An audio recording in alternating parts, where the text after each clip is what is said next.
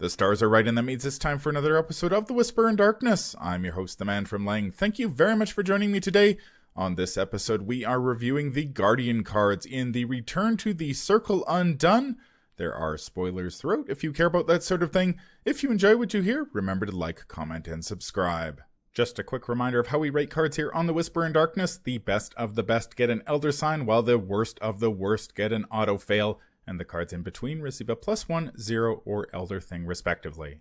Before we get started, I'd like to thank the patrons of this channel for their tremendous support. The Arkham Horror LCG community is amazing, and these people have gone above and beyond to bring you content like these card reviews. If you'd like to support the channel's goals and see your name on this list, head over to patreon.com, sign up for a tier of your choice, and claim your rewards. That would be awesome. Without further ado, let's get started. How are you doing, Nate? I'm doing well, thanks, Man from Lang. How about yourself? I'm not doing too bad. We have some the Return to the Circle Undone to talk about. Some new cards this time around. Typically, I haven't reviewed the Return to products because the upgrades have been tended to be kind of poor. But this box offers players a bunch of new cards to play around with. The first of which is, we will start with the Guardian cards. That is the Star 17. It is a 3-cost asset that costs 3 experience points, as all of the new tarot cards do. As the tarot trait, each asset you control with health gets +1 health. Each asset you control with sanity gets +1 sanity. As a response, when the game begins, if the Star 17 is in your opening hand, put it into play and it takes up a tarot slot. What do you think about this one, Nate? I like this tarot card quite a bit. There are quite a few assets that benefit from having extra health and sanity in the Guardian card pool. Whether that's things like Guard Dog to Agency Backup. You can give those like extra uses, which is great. It's also really good with Tommy Muldoon, as he kind of wants to constantly be putting damage on his allies and then cycling them into his deck for resources. 3 experience, I feel like, is probably the right cost for these cards. They're pretty strong, especially if you get them in your opening hand, and being able to put them down for free is great. Yeah, I like it. Yeah, it's nice that it boosts the health and sanity of all assets, not just allies. And Guardians have received a few of those over the years. I think one of the most recent ones being Flesh Ward in the Nathaniel Cho starter deck. It has a little bit of extra health there for you. This is nice if you're playing I don't know if we've seen a dedicated tarot deck outside of investigators like Safina Russo and Lola Hayes, but this adds 1 health and 1 sanity to Anna Kaslow, which is nice, the neutral ally who adds a bunch of tarot slots, but she only has 1 health and 1 sanity, so she's a little bit fragile. I think Leo Anderson is obviously a fan of this, given that he can pump out the allies like it's nobody's business, and giving each one +1 health and +1 sanity is nice. And this is also non-unique, which is if you do happen to purchase 2 of these, then you can get even more uses out of your guard dogs and beat cops and agency backup. My only real concern about the tarot cards is they do seem a little bit expensive if you don't get them in your opening hand. I'm at least with the ones that were released in the Circle Undone Deluxe box. It seems every time I draw one not at the beginning of the game, I'm kind of reluctant to play it because they are a bit expensive, and of course they don't have any skill icons. But they do fix that in this box if you purchase the Moon Pendant as well. So. How would you rate this one? I think I'd give this a 0.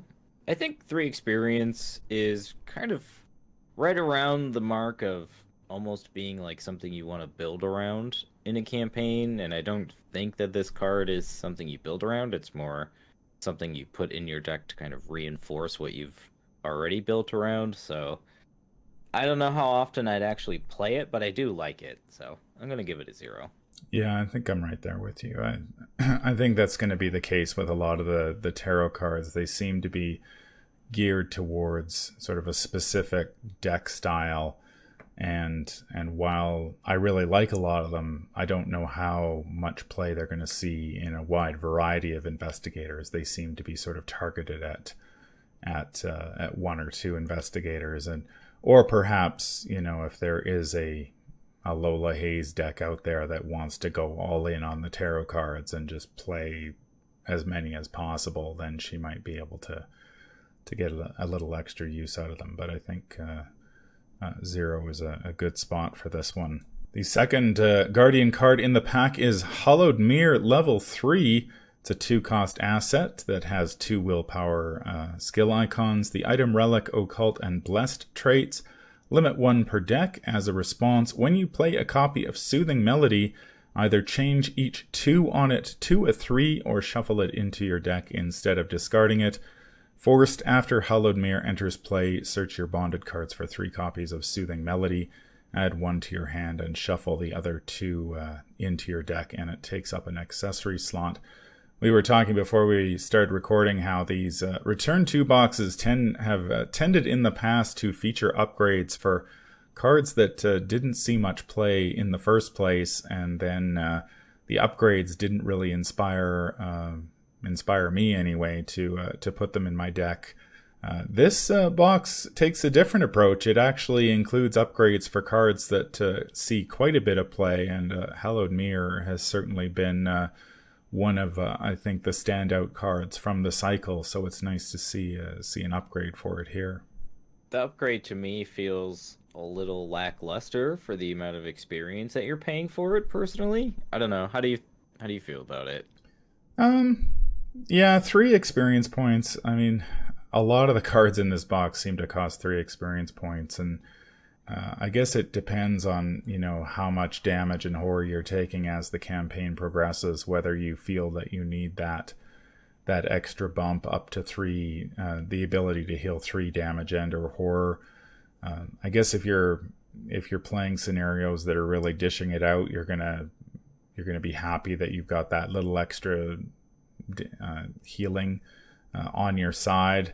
The option to shuffle the Soothing Melody back into your deck rather than discard it, I think, is pretty nice as well.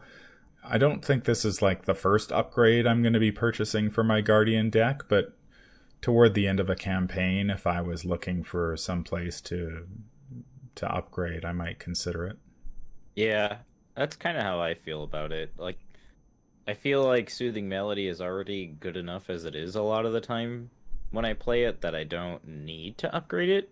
Yeah. Does that make sense? Yeah, like, it's already kind of good enough that I don't want to spend 3 experience, but if I have it, I will. Yeah, so. I think the last time I played with Hallowed Mirror was in an Ursula Downs deck when we did the Forgotten Age Iron Man at Arkham Knights, and I had so many other cards to upgrade before Hallowed Mirror.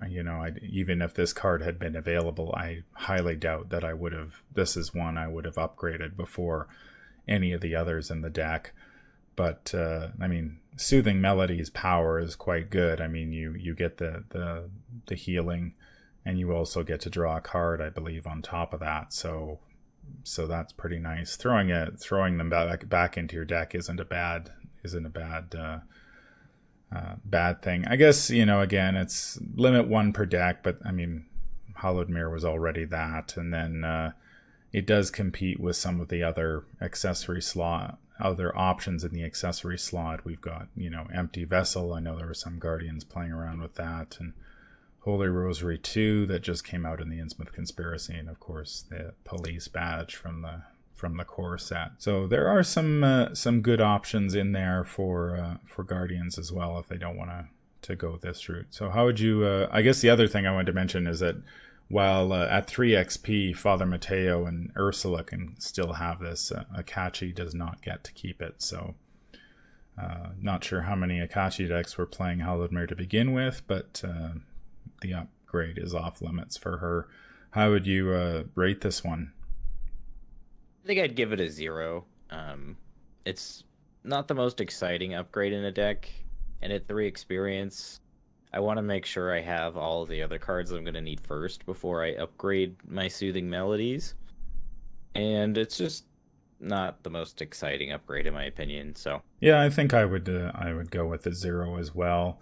I think some players will like this while others will not. And I mean, I don't think you're certainly not doing any harm to your deck by upgrading this, so you can get more use out of your Soothing Melodies. And I think if you're playing that healing role in the group and you want to be able to really use Soothing Melodies repeatedly throughout a scenario, you can't really go wrong by upgrading this one. So that's going to do it for the Guardian cards in the Return to the Circle Undone box. The Star 17 and Hallowed Mirror level 3. Any final thoughts, Nate?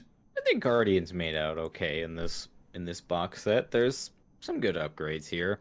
I really like the new tarot card. I think that's a card that's worth exploring, but I'm not sure how many investigators are gonna find successful builds with it. Yeah, I'd be looking at Leo Anderson first. I'd be curious to see how much leverage you can get out of 1 or 2 copies of this to boost up all of his allies. I mean, that would be plenty of soak. You're already getting 2 health and 2 sanity on top of whatever his allies are generating.